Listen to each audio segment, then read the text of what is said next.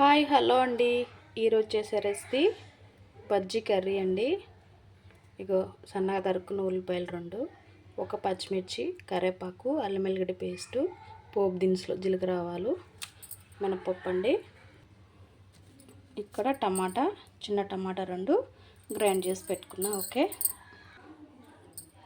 Okay బజ్జీలు అన్నాను కదా, బజ్జీలు ఏం లేదండి, ఓన్లీ ఒక చిన్న ఉల్లిపాయ చిన్నగా కట్ చేసుకొని శనగపిండి 2 మిక్స్ చేసుకొని చిన్న చిన్న బాల్లో బజ్జీలు వేసుకున్నాను అంతే. అదే ప్యాన్లోనే కొంచెం ఆయిల్ ఉంచి వేడి చేసుకున్నాను. పోపు దినుసులు, ఆయిల్ వేడైంది, పోపు దినుసులు, పచ్చిమిర్చి,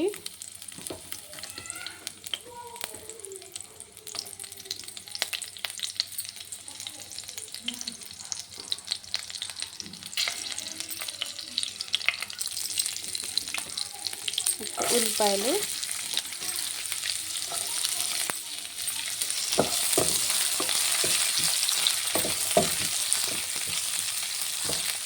ఓకే ఇది కొంచెం ఫ్రై అవ్వాలి.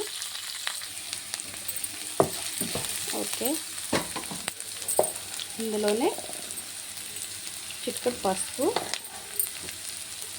అల్లం వెల్లిగడ్డ పేస్ట్,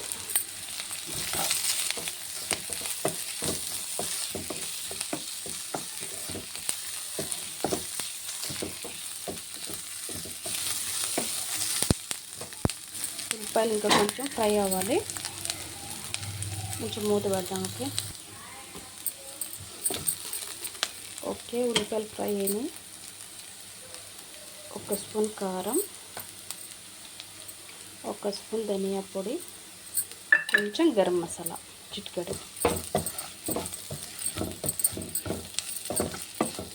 ఇదంతా బాగా కలుపుకొని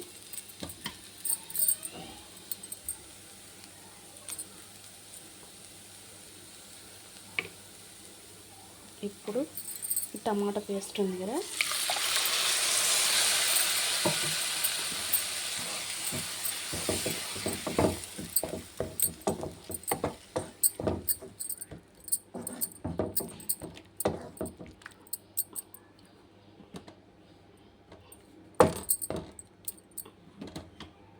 ఓకే ఇప్పుడు సాల్ట్ అండి.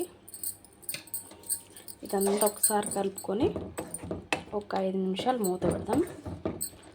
ఈ బజ్జీ కర్రీ అంటే చాలా బాగుంటుంది. సింపుల్గా చేసుకోవచ్చు.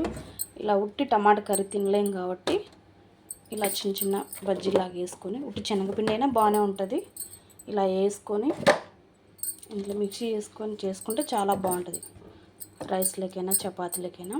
ఒక 5 నిమిషాలు మూత పెడదాం. ఓకే అండి, ఆల్మోస్ట్ అయిపోయినట్టే కర్రీ. ఇప్పుడు ఈ బజ్జీలు కూడా వేద్దాం. ఇవి వేసి ఎక్కువ ఉడికించుకోకూడదు, జస్ట్ 2 నిమిషాలు అలా ఉంచేసి తీసేయాలి.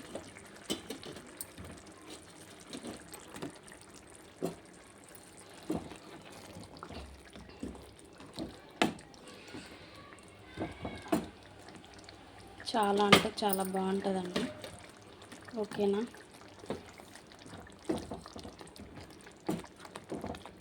మనకు కర్రీ కుక్ అవుతే చాలు అంతే. బజ్జీలు ఏం ఉడకాల్సిన అవసరం లేదు. వేసిన 2 నిమిషాలకి స్టవ్ కట్టేస్తే చాలు. ఓకేనా,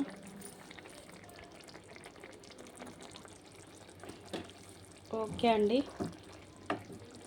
బజ్జీ కర్రీ రెడీ. ఫైనల్గా కర్రీ అయితే రెడీ అయిపోయింది. ఓకేనా, ట్రై చేయండి మీరు కూడా. ఉట్టిగా టమాటా కర్రీతో తినలేకపోతే ఇలాగ శనగపిండితో బజ్జీలు వేసుకొని, ఏం అవసరం లేదు, ఉట్టి పిండి కలుపుకొని వేసుకున్నా చాలా అంటే చాలా బాగుంటుంది. ఓకే బజ్జీ కర్రీ రెడీ అండి. ఈ రెసిపీ మీకు నచ్చినట్లయితే లైక్ చేయండి, షేర్ చేసుకోండి, సబ్స్క్రైబ్ చేయండి, సపోర్ట్ చేయండి, ట్రై చేయండి. Okay bye.